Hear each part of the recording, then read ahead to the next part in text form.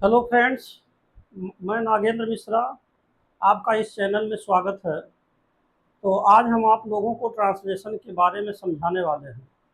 और वैसे तो ट्रांसलेशन के बहुत सारे नियम हैं, और उन नियमों में से जो सबसे पहला पहला नियम है जिसकी चर्चा मैं आज करने वाला हूँ, और जिसका नाम है वर्ब टू बी का प्रयोग। तो आइए देखते हैं कि वर्ब टू बी क्या है और इसके क्या नियम हैं और किस तरीके से यह ट्रांसलेशन अर्थात अनुवाद में काम करता है। तो आइए देखते हैं वर्ब टू बी के बारे में।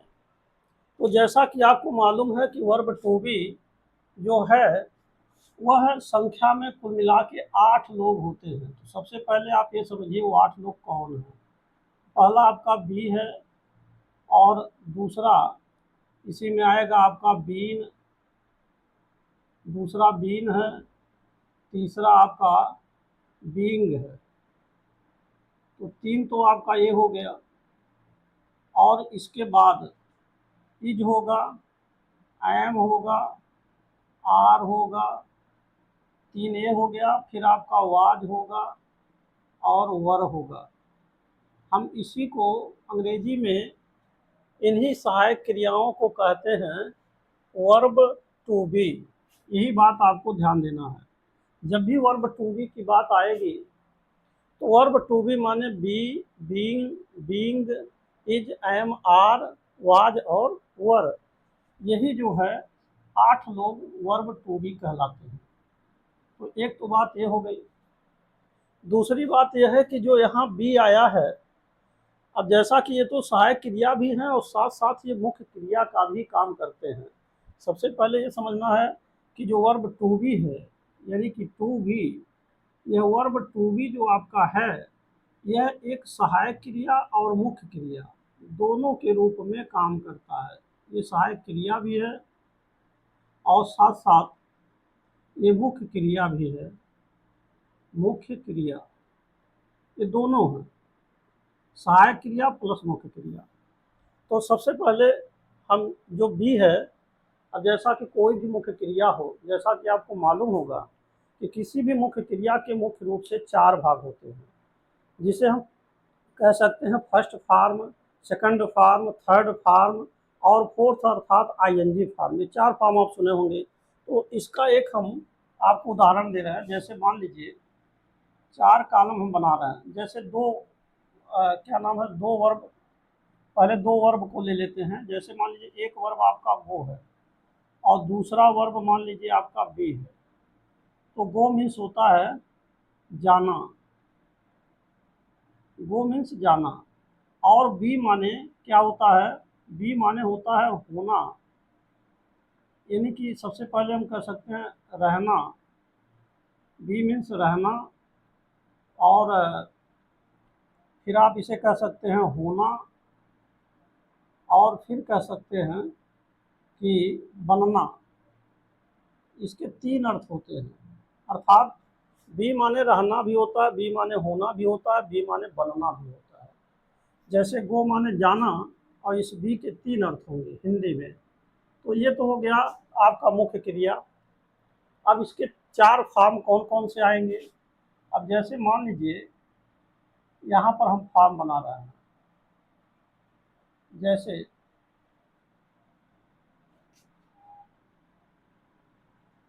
यहाँ पर अगर आप देखिए तो एक आपका हो जाएगा प्रेजेंट, ये प्रेजेंट हो जाएगा। दूसरे का नाम पास्ट हो जाएगा। तीसरा आपका पास्ट पार्टिसिपल हो जाएगा, पार्टिसिपल। चौथा फॉर्म हो जाएगा प्रेजेंट और पार्टिसिपल, पार्टिसिपल। ये 4 फॉर्म किसी भी क्रिया के होते हैं। इन्हीं 4 फॉर्मों को समझना है। जैसे मान लीजिए ये 4 भाग हो गए। पहला जैसे मान लीजिए आपका गो है, तो गो ये आपका वर्ब की फर्स्ट फॉर्म है। ये तो आपको पता ही होगा। गो आपका वर्ब का फर्स्ट फॉर्म है, गो। अब ये आपका सेकंड फॉर्म बनेगा वेंट, थर्ड फॉर्म आपका होगा गान, और चौथा फॉर्म आप गो में आईएनजी लगा देंगे तो ये बन जाएगा गोइंग। तो देखिए पहले भाग को यानी पहले फर्स्ट फॉर्म को आप कहेंगे प्रेजेंट, और ये जो आपका सेकंड फॉर्म है वर्ब का, जो सेकंड फॉर्म है इसको आप कहेंगे पास्ट, पास्ट फॉर्म। तीसरा जो गान वर्ब की थर्ड फॉर्म है जिसे आप पास्ट पार्टिसिपल कह सकते हैं, और चौथा जो वर्ब की फोर्थ फॉर्म है इसको आप कह सकते हैं प्रेजेंट पार्टिसिपल। जो आईएनजी होते हैं ना वो प्रेजेंट पार्टिसिपल होते हैं। तो ये चार भाग हो गए। अब बात आती है कि जो आपका बी है, इस बी का भी फॉर्म हमको देखना है। तो ये जो बी है तो एक तो आपका बी हो जाएगा, दूसरा इसी में आप कह सकते हैं इज, एम, आर, और ये आपका प्रेजेंट टेंस हो जाएगा, यानी प्रेजेंट टेंस के भाग हो जाएंगे। और दूसरा जब हम पास्ट में जाएंगे तो यहाँ पर आपका वाज और वर हो जाएगा। और जब इसमें पास्ट पार्टिसिपल में जाएंगे तो ये आपका बीन हो जाएगा। और जब यहाँ जाएंगे तो आपका बी में आईएनजी फॉर्म जोड़ देंगे तो ये बीइंग हो जाएगा।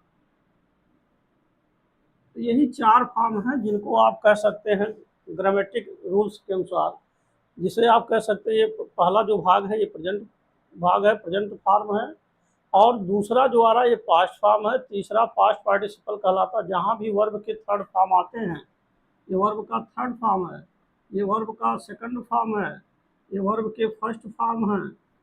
तो जहाँ ये तीसरा फॉर्म आएगा ना इसको आप कहेंगे पास्ट पार्टिसिपल, और जहाँ चौथा फॉर्म जो आ रहा है इसको आप कहेंगे प्रेजेंट पार्टिसिपल। जहाँ पर भी आईएनजी लगे होते हैं तो अगर आईएनजी किसी मुख्य क्रिया की फर्स्ट फॉर्म में अगर आईएनजी लगा है, देखिए यहाँ गो आपका फर्स्ट फॉर्म है इसी में आईएनजी जोड़ा गया, यहाँ बी आपका फर्स्ट फॉर्म है इसमें आईएनजी जोड़ा गया, तो आईएनजी वाले भाग को हम कहेंगे प्रेजेंट पार्टिसिपल।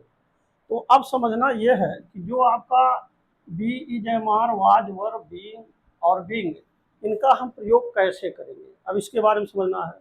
तो आइए हम कुछ उदाहरण आपको समझाते हैं। अब देखिए सम एग्जाम्पल्स, सम एग्जाम्पल्स, कुछ उदाहरण। अब इसमें सबसे पहला पहला आपका उदाहरण है, पहला उदाहरण नंबर 1। पहला एग्जाम्पल आता है कि हम बी से कैसे प्रयोग करेंगे। तो देखिए अगर ये कहा जाए कि खुश रहो, खुश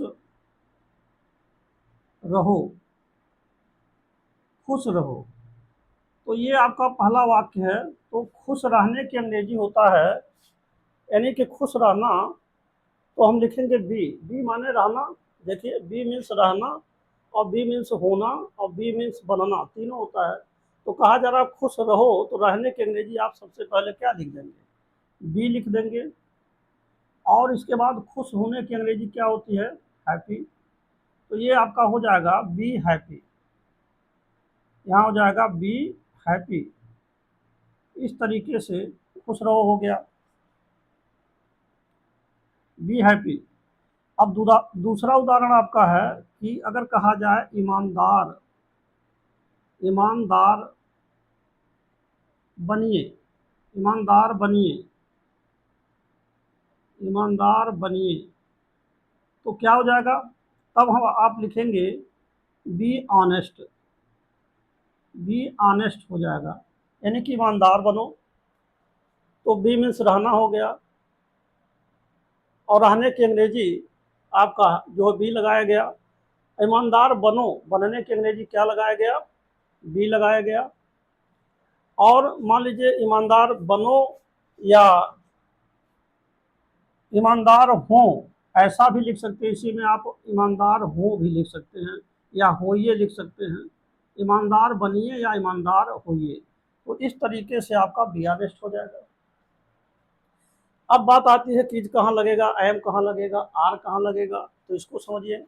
उदाहरण नंबर 3, उदाहरण नंबर 3 है कि जैसे वह ईमानदार है, वह ईमानदार है, अगर ऐसे कहना है तो आप क्या लिखेंगे, तब ये हो जाएगा ही, और इज हो जाएगा, ऑनेस्ट हो जाएगा।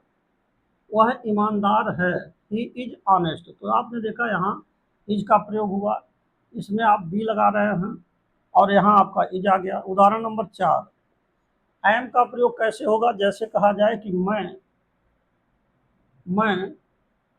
ईमानदार हूँ, मैं ईमानदार हूँ, अगर ऐसे कहा जाए तो आप क्या करेंगे। तो अब यहाँ लिखेंगे आई, और इसके बाद लिखेंगे एम, इसके बाद लिखेंगे ऑनेस्ट। तो ये बन गया। देखिए सब्जेक्ट के अनुसार अगर ही सी इट आदि हैं तो हम इज लगाते हैं, आई केवल रहने पर हम एम लगाते हैं, और जहाँ तक आर का प्रयोग है जो बहुवचन के सब्जेक्ट हैं, जैसे वी हुआ, दे हुआ, बॉयज हुआ, गर्ल्स हुआ, उनके साथ आप आर लगाएंगे। जैसे कहा जाए उदाहरण नंबर 5, अगर ये कहा जाए कि वे बहादुर हैं, वे बहादुर हैं, अगर ऐसे कहा जाए वे बहादुर हैं, तो क्या लिखेंगे, तब ये हो जाएगा कि दे आर, और इसके बाद ब्रेव लिख देंगे, दे आर ब्रेव। तो यहाँ पर आपका आर लगा, यहाँ पर एम लगा। दूसरी बात यह है, जैसा कि मैंने कहा कि टू बी सहायक क्रिया भी होता है और मुख्य क्रिया भी होता है। तो इसमें पहले आप ये देखिए, जो यहाँ बी आया है यह मुख्य क्रिया के रूप में आया है, मुख्य क्रिया, मुख्य क्रिया के रूप में आया है। और यहाँ पर भी जो बी है आपका मुख्य क्रिया के रूप में आया है, मुख्य क्रिया। और जहाँ तक सवाल है इज का, एम का, आर का, ये तीनों जो है सहायक क्रिया के रूप में आए हैं। ये आपका सहायक क्रिया, और यह भी आपका सहायक क्रिया है, सहायक क्रिया, और यह भी आपका सहायक क्रिया है, सहायक क्रिया। तो इन उदाहरणों में आपने देखा जो पहला प्रेजेंट भाग है कि जिसमें बी, इज, एम, आर, इनका हमने उदाहरण दिया, और इसमें कौन सहायक क्रिया के रूप में आया है, कौन मुख्य क्रिया के रूप में आया है। और चूंकि इनको हम जो दिया है बी, यानी कि verb to be is, am, are, was, were, been, being, सबको हम वर्ब टू बी कहेंगे। तो वर्ब टू बी का प्रयोग सहायक क्रिया और मुख्य क्रिया दोनों के रूप में आ रहा है, जैसा कि उदाहरणों में आपने देखा। अब हम आगे चलते हैं कि वाज कहाँ लगेगा, वर कहाँ लगेगा। जब कोई वाक्य ऐसा हो जो पास्ट टेंस का हो, तो पास्ट टेंस के आने पर हम वाज अथवा वर सब्जेक्ट के अनुसार लगाएंगे। जैसे उदाहरण नंबर 6। अब आप देखिए उदाहरण नंबर 6 के बारे में। तो छठवां ये है कि जैसे कहा जाए कि वह ईमानदार था, ईमानदार था, अगर ऐसे कहा जाए वह ईमानदार था, तो चूंकि था थे थी आ गया है तो ये पास्ट टेंस है। तो अब यहाँ लिखेंगे सब्जेक्ट ही, और ही के अनुसार इसमें से वाज लगा देंगे, तो ही वाज हो जाएगा और ऑनेस्ट हो जाएगा, ही वाज ऑनेस्ट। और उदाहरण नंबर 7, अगर कहा जाए कि मैं ईमानदार, ईमानदार था, अगर ऐसा कहा जाए ये पास्ट टेंस हो गया, तब आप लिखेंगे आई वाज ऑनेस्ट हो जाएगा, आई वाज ऑनेस्ट। देखिए एक ही उदाहरण, यानी एक ही शब्द के मैं बार बार उदाहरण दे रहा हूँ। इसका कारण केवल इतना है ताकि ये बात अच्छी तरीके से समझ में आ जाए। और बहुत सारे उदाहरण शब्दों को बदल करके दिया जा सकता है, लेकिन उससे आपको कन्फ्यूजन होगा। इसीलिए मैं एक ही उदाहरण को यहाँ चुनाव कर रहा हूँ, जिससे कि जैसे ऑनेस्ट से मैंने शुरू किया, कि जिससे कि आसानी से बात समझ में आ जाए। तो चलिए, ये आपका हो गया पास्ट और पास्ट टेंस का वाज और वर। अब बीन कहाँ हम यूज करेंगे, इसका प्रयोग कब होगा। देखिए अक्सर अगर मान लीजिए ये दो तरीके से यूज होता है। एक तो आपका है जैसे मान लीजिए कोई पैसिव वॉइस है, अगर कोई भी पैसिव वॉइस बन रहा है तो वहाँ हम वर्ब की थर्ड फॉर्म लगाते हैं, और इसलिए जहाँ पर होने की बात आएगी और पैसिव वॉइस की बात हो रही है तो वहाँ हम बीन लगा सकते हैं। दूसरी बात यह है, अगर कोई पास्ट यानी प्रेजेंट, पास्ट या फ्यूचर टेंस का परफेक्ट कंटिन्यूअस टेंस हो, जिसमें समय भी दिया रहता है, तो उसमें भी हम जिसमें सिंस और फार का प्रयोग होता है, तो उसमें भी हम बीन का प्रयोग करते हैं। तो आइए अब इस उदाहरण को समझिए। उदाहरण नंबर आपका 8वां है। अब जैसे कहा जाए कि अगर पैसिव वॉइस आप लिख रहे हैं, तो जैसे ये कहा जाए कि उसे उसे प्रधानाचार्य के द्वारा उसे प्रधानाचार्य के द्वारा एक पुरस्कार या पारितोषिक कह लीजिए, एक उपहार कह लीजिए, उपहार दिया गया है। तो जैसे कि नियम है कि अगर कोई भी वाक्य प्रेजेंट परफेक्ट टेंस में हो, अगर कोई भी वाक्य प्रेजेंट परफेक्ट टेंस या पास्ट परफेक्ट टेंस या फ्यूचर परफेक्ट टेंस अर्थात है प्लस वर्ब की थर्ड फॉर्म आया हो, तो जब हम उसको पैसिव में बदलते हैं तो वो बन जाता है हैड के साथ बीन लग जाता है, या हैड के साथ बीन लग जाएगा। इस तरीके से विल हैव और शैल हैव के साथ बीन लग जाएगा। यानी किसी भी परफेक्ट टेंस का पैसिव वॉइस जब बनाएंगे तो बीन आ जाएगा। तो चूंकि उसे प्रधानाचार्य के द्वारा एक उपहार दिया गया है, अर्थात प्रधानाचार्य ने उसे एक उपहार दिया है, तो अगर एक्टिव वॉइस बनाया जाए तो ये आपका प्रेजेंट परफेक्ट टेंस होगा। और उसका पैसिव हमें बनाना है, क्यों? क्योंकि बीन हमको ले आना है। तो अगर पैसिव बनाएंगे तो क्या हो जाएगा? अब ऐसे स्थिति में लिखेंगे कि अब लिख देंगे ही हैड बीन लिख सकते हैं, या ऐसे भी लिख सकते हैं। अगर आप चाहें एक उपहार दिया गया है तो आप यहाँ पर एक उपहार की अंग्रेजी लिख सकते हैं अ प्रेजेंट, ऐसे लिख सकते हैं। तो या अप्राइज लिख सकते हैं, अप्राइज लिख लीजिए, अप्राइज हो जाएगा। और हैज के साथ बीन लिख देंगे, हैज बीन गिवन हो जाएगा। और गिवन के बाद किसको दिया गया है? उसे, गिवन टू हिम हो जाएगा। और बाय द प्रिंसिपल हो जाएगा, बाय द प्रिंसिपल। तो इस तरीके से आपने देखा कि यहाँ पर जो है प्रधानाचार्य के द्वारा उसे पुरस्कार दिया गया, तो यहाँ पर आपका बीन का प्रयोग हुआ, यहाँ बीन आ गया। तो ये आपका था पैसिव वॉइस। इसे आप कह सकते हैं कि ये आपका पैसिव वॉइस है, पैसिव वॉइस। दूसरी बात यह है कि इसे हम प्रेजेंट परफेक्ट कंटीन्यूअस टेंस में या पास्ट परफेक्ट कंटीन्यूअस टेंस में या फ्यूचर परफेक्ट कंटीन्यूअस टेंस में भी कर सकते हैं। अब जैसे मान लीजिए, अगर 9वां सवाल है, अगर ये कहा जाए कि मैं सुबह से घर पर हूँ, मैं सुबह से घर पर हूँ। तो सुबह से यहाँ टाइमिंग दे दिया है, मैं सुबह से घर पर हूँ।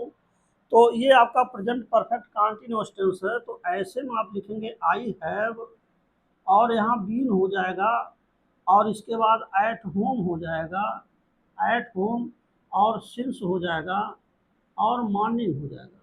अब यहाँ देखिए, क्योंकि सुबह से यह एक निश्चित समय है, इसीलिए सिंस हमने लगाया, और यहाँ बीन आपका आ गया। तो इस तरीके से यहाँ जो बीन आया, यह पास्ट पार्टिसिपल जिसे कहा जाता है, ग्रामर के दृष्टिकोण से जो थर्ड फॉर्म होते हैं, वर्ब की थर्ड फॉर्म जो भी होंगे उसे पास्ट पार्टिसिपल कहते हैं।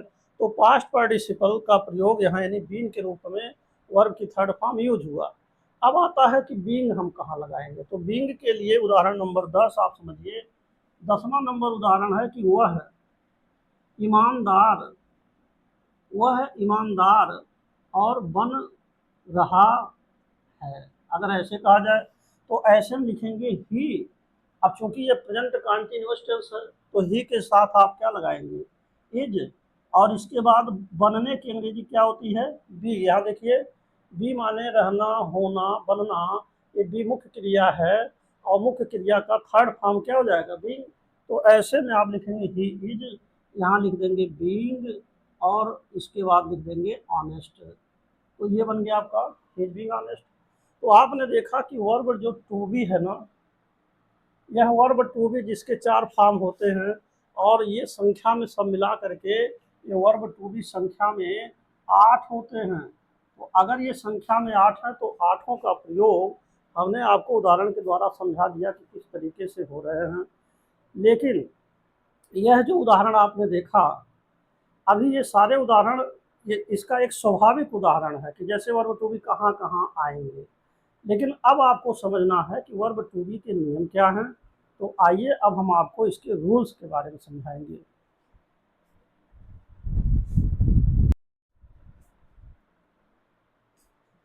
तो अब देखिए इसके जो सूत्र हैं वो क्या है। अब जैसे मान लीजिए पहला जो नियम है, रूल नंबर 1 आप कह सकते हैं, जिसे आप कहेंगे verb to be, verb to be और इसके बाद प्लस कोई ना कोई एडजेक्टिव आएगा और अथवा नाउन आएगा। तो ये आपका पहला सूत्र हो जाएगा, verb to be plus adjective या नाउन, ये पहला सूत्र है। अब बात आती है सूत्र नंबर 2 के बारे में, रूल नंबर 2 के बारे में, जिसमें आपका आएगा वर्ब टू बी और प्लस वर्ब टू बी के बाद प्लस आपका आएगा वर्ब टू बी और प्लस यहाँ कह सकते हैं वर्ब की first form, verb to be और प्लस वर्ब की फर्स्ट फॉर्म। तो ये आपका शार्ट में इसको लिख दे रहे हैं, वर्ब की फर्स्ट फॉर्म। तो ये बनेगा एक तरह से एक्टिव वॉइस, एक्टिव वॉइस बनेगा वर्ब टू बी के साथ अगर वर्ब की फर्स्ट फॉर्म आ रहा है। दूसरी बात है, उदाहरण सूत्र नंबर 3 में अगर वर्ब टू बी आता है और प्लस वर्ब टू बी के बाद वर्ब की थर्ड फॉर्म अगर आता है तो ये बनेगा आपका पैसिव वॉइस, पैसिव वॉइस बनेगा। सूत्र नंबर 3 हो गया।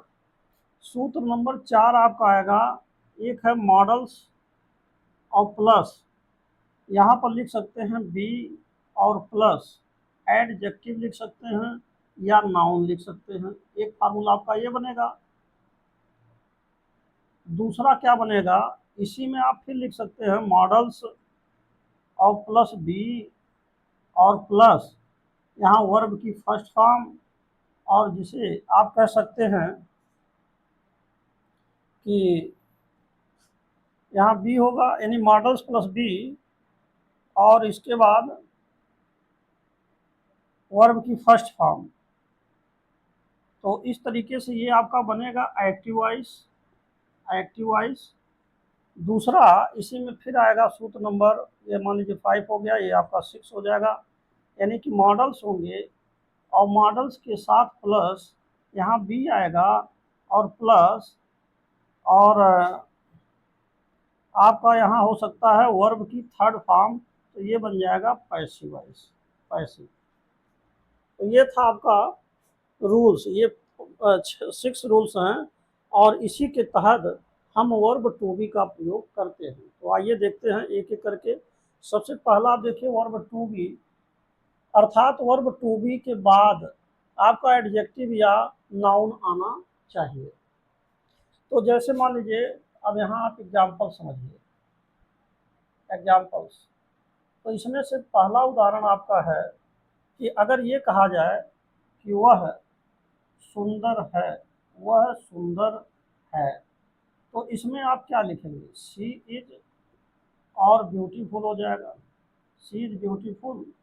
तो यहाँ देख रहा है कि अगर कोई लड़की है तो उसके साथ सुंदर होने के अंग्रेजी ब्यूटीफुल लिखेंगे, और यदि कोई लड़का है तो लड़का के आने पर सुंदर होने के अंग्रेजी हम हैंडसम लिखेंगे। मान लीजिए शी इज ब्यूटीफुल अगर लड़की के लिए लिखा जाता तो ही इज हैंडसम हो जाता।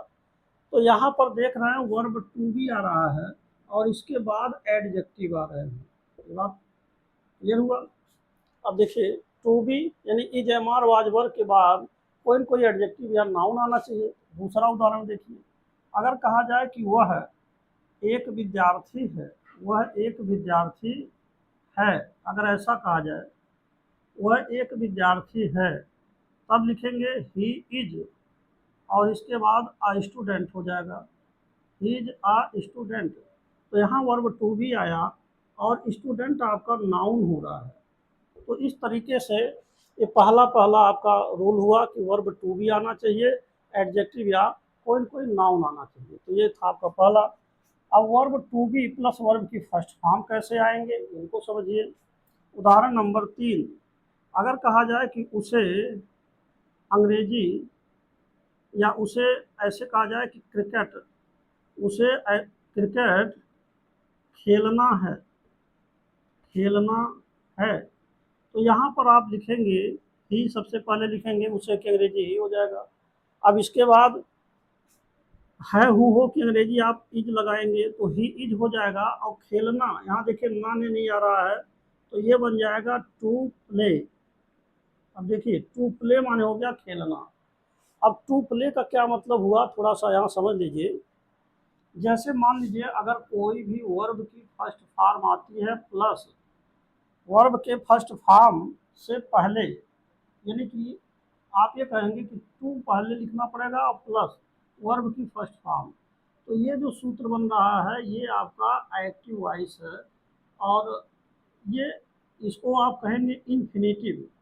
सबसे पहले ये समझना है कि अगर इन्फिनेटिव, अगर मान लीजिए कोई भी टू प्लस वर्ब की फर्स्ट फॉर्म आता है तो अंग्रेजी में हम इसे इन्फिनेटिव कहेंगे।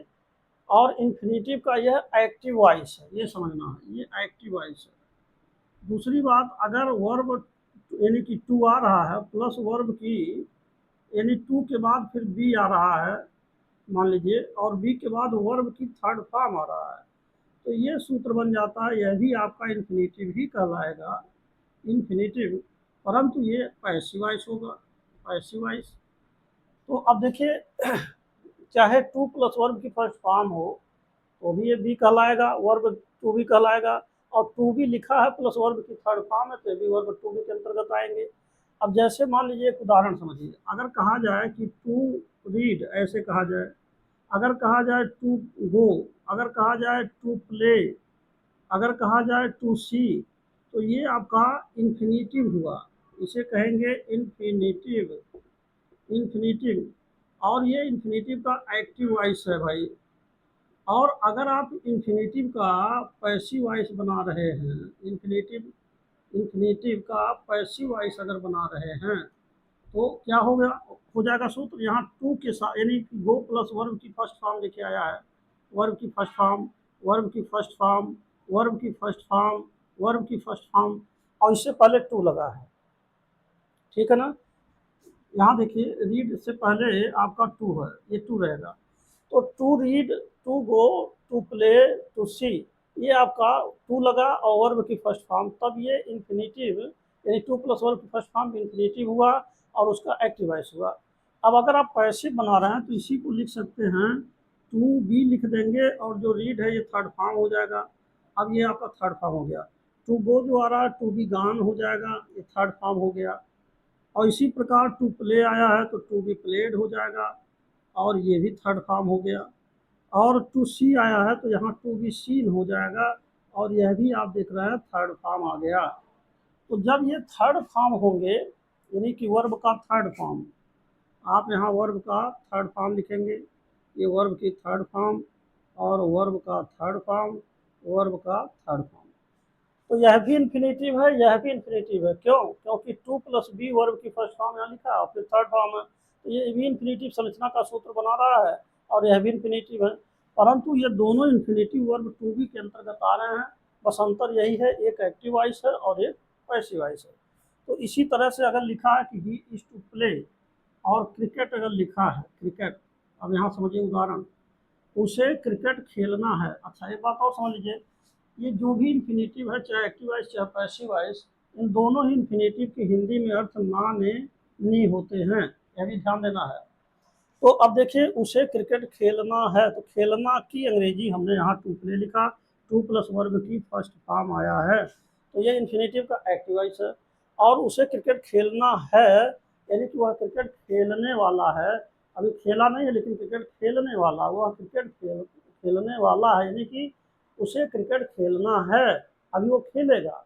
तो जहाँ पर होने वाला जैसी बात आएगी तो वह जो है वर्ब टू बी का इन्फिनेटिव बनाएगा और एक्टिव वॉइस।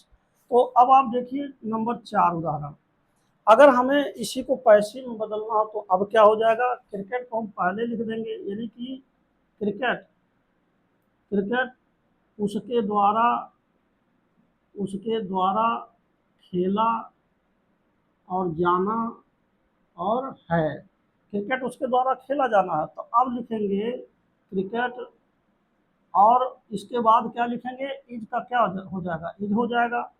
जैसे सब्जेक्ट ही के अनुसार इज है, वैसे क्रिकेट भी सिंगुलर नंबर है तो उसके साथ इज हो जाएगा। अब हमें सूत्र क्या लगाना है, to be plus third form, यानी कि जहाँ टू प्ले आया है इसको आप किस में बदल दें, देखिए ये एक्टिव वॉइस था और इसको पैसिव में जब बदलेंगे तो क्या बन जाएगा, टू बी प्लेड। अब यहाँ लिख देंगे टू बी प्लेड हो जाएगा, क्योंकि यहाँ क्या था, टू प्ले, तो टू प्ले को आपने पैसिव में बदल दिया तो टू बी प्लेड हो गया, cricket is to be played. अब किसके द्वारा, उसके द्वारा, तो भाई हिम हो जाएगा। तो ये बन गया आपका कि verb to be plus verb की first form active voice, verb to be plus verb की फर्स्ट फॉर्म, वर्ब की थर्ड फॉर्म पैसिव वॉइस। तो तीसरा और चौथा उदाहरण आपका ये हो गया। अब आपको समझना है मॉडल्स से संबंधित नियम। तो इसको समझने के लिए अब सबसे पहले आपको ये समझना चाहिए कि मॉडल्स क्या होते हैं। जैसे मान लीजिए मॉडल्स जो हैं ये क्या है, तो संख्या में मॉडल्स वास्तव में 9 होते हैं। और जैसा कि अगर आपको मॉडल्स के बारे में विस्तार से समझना है तो इससे संबंधित हम वीडियोज और बना चुके हैं, तो आप उस वीडियो को देख सकते हैं जहाँ मॉडल्स का बहुत ही विस्तार से अध्ययन करना बताया गया है। तो यहाँ पर जो मॉडल्स संख्या में 9 है, कौन कौन है, सबसे पहले तो आप समझिए विल है, सैल है, और फिर कैन हुआ, और उसके बाद मे हुआ, 4 लोग तो आपका ये हो गए। अब इन्हीं चारों लोगों का पास्ट टेंस बना दीजिए, तो विल से पास्ट टेंस बनेगा वुड, सैल से पास्ट टेंस बनेगा शुड, और कैन से पास्ट टेंस बनेगा कुड, और मे से पास्ट टेंस बनेगा माइट। तो इस तरीके से 4 + 4 ये 8 हो गए, और एक और जोड़ लीजिए जिसका नाम है मस्ट, ऐसे भी जोड़ लेंगे। तो ये सब मिला करके यही 9 लोग हैं जिसे आप मॉडल्स अंग्रेजी में कहेंगे। अब आइए सूत्र समझिए। कहा जा रहा है कि modals plus be plus adjective या नाउन। अब उदाहरण समझिए, अब एग्जाम्पल हम आपको समझा रहे हैं।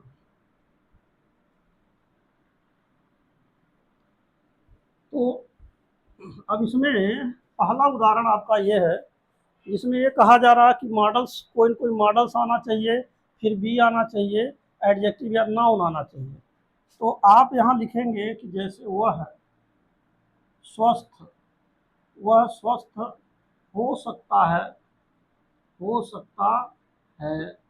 तो अब इसको लिखेंगे ही, और सकने की अंग्रेजी क्या लिखेंगे, कैन। तो यहाँ हो जाएगा ही कैन, और इसके बाद होने की अंग्रेजी क्या लिखेंगे, be, he can be healthy हो जाएगा, he can be healthy, healthy ऐसे लिख देंगे। तो यहाँ देख रहे हैं कि आपका मॉडल्स आया, कैन जो है यह मॉडल्स है, और मॉडल्स के बाद कहा जा रहा है कि क्या नाम है, एडजेक्टिव या नाउन आना चाहिए। तो मॉडल्स के बाद आपका यहाँ जो हेल्दी आ रहा है ये आपका एडजेक्टिव है, समझा। दूसरी बात है कि यहाँ कहेंगे कि बी भी क्यों आ गया, तो बी माने होना होता है, स्वस्थ होना, इसको अगर लिखना है तो बी हेल्दी लिखना पड़ेगा।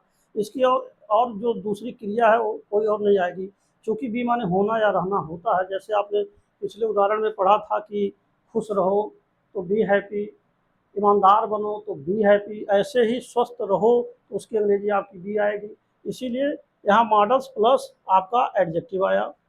दूसरी बात यह है कि अगर कहा जाए एडजेक्टिव या नाउन, तो अगर ये कहा जाए कि वह मोहन हो सकता है, हो सकता है, तो वह मोहन हो सकता है, ये नाउन है। तो अब लिखेंगे ही में, संभावना है कि हो सकता मोहन हो, तो ऐसे में ही में भी मोहन, आप भी माने होना, और यहाँ लिख सकते हैं मोहन। तो इस तरीके से आपका ये मॉडल्स हुआ, और मॉडल्स के साथ आपका यहाँ नाउन आ गया, और यहाँ आपका वर्ब जो है, यानी एक तरह से वर्ब है, यानी वर्ब टू बी, बी माने होना होता है, लेकिन ये नाउन के रूप में मोहन नाउन है और हेल्दी माने स्वस्थ होना, यानी कि यह आपका एक तरह से एडजेक्टिव है। तो एक तो सूत्र आपका बना कि modals plus be plus adjective या नाउन आना चाहिए। एक उदाहरण और देख लीजिए तो और अच्छा होगा। जैसे कहा जाए तीसरा उदाहरण, वह शक्तिशाली हो सकता है, वह शक्तिशाली हो सकता है, वह शक्तिशाली हो सकता है, हो सकता है। अब क्या लिखेंगे? अब लिखेंगे ही, और यहाँ लिखेंगे कैन, और यहाँ लिखेंगे बी, और यहाँ लिख सकते हैं पावरफुल, पावरफुल। वह शक्तिशाली हो सकता है तो कैन बी पावरफुल।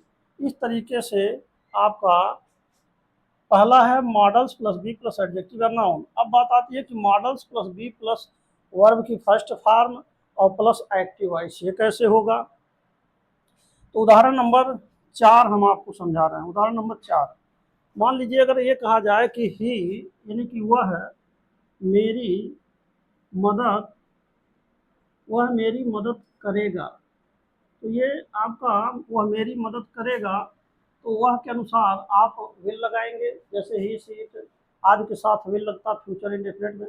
और जबकि और अन्य सहायक क्रियाओं के अन्य सब्जेक्ट के साथ आप जो है शैल लगाते हैं। तो यहाँ पर हो जाएगा वह मेरी मदद करेगा, तो लिखेंगे ही, और विल हो जाएगा, और हेल्प हो जाएगा, और मी हो जाएगा। तो यहाँ पर देखिए मॉडल्स आया, मॉडल्स, और इसके बाद यहाँ हेल्प आपका वर्ब की फर्स्ट फॉर्म आया। अब इस फार्मूला को देखिए, modals plus be plus verb की फर्स्ट फॉर्म, तो ये एक्टिव वॉइस बना, ये आपका एक्टिव वॉइस हुआ, एक्टिव वॉइस, एक्टिव वॉइस हो गया। दूसरी बात, अब अगर आप इसी का पैसिव वॉइस बनाएंगे तो क्या हो जाएगा? मी को आप इधर कर देंगे, तो यानी कि पांचवा नंबर आप सवाल इस तरह देखिए कि जैसे मेरी मदद उसके उसके द्वारा होगी, यानी वह मेरी मदद करेगा, अर्थात मेरी मदद उसके द्वारा होगी। तो यहाँ हो जाएगा मेरी मदद, मेरी मदद उसके द्वारा, उसके द्वारा और होगी। अगर ऐसे कहा जाए तो क्या हो जाएगा? आई के साथ अब क्या लगाएंगे? सेल लगाएंगे। ही सीट आदि के साथ विल लगेगा, आई और वी के साथ सेल लगते हैं, तो यहाँ हो जाएगा आई सेल। अब लिखेंगे बी, और हेल्प का थर्ड फॉर्म लिखेंगे हेल्प्ड, और बाई हिम, क्योंकि ये पैसिव वॉइस है तो ये आपका हो जाएगा पैसिव वॉइस है ये। तो इस तरीके से आपका बनेगा इस shall be help by him. तो यहाँ देख रहे हैं कि मॉडल्स आया, और मॉडल्स के बाद बी आ रहा है, और फिर आपका थर्ड फॉर्म आ रहा है, यानी कि वर्ब की थर्ड फॉर्म। तो ये सूत्र बना आपका modals, modals plus be plus verb की थर्ड फॉर्म। तो इस तरीके से यहाँ देख रहे हैं विल आपका जो यहाँ आया है ये मॉडल्स है, सेल आया है तो ये मॉडल्स हैं, और कैन का प्रयोग हमने ऊपर बता दिया है। तो इस तरीके से आपका वर्ब टू बी का प्रयोग होता है।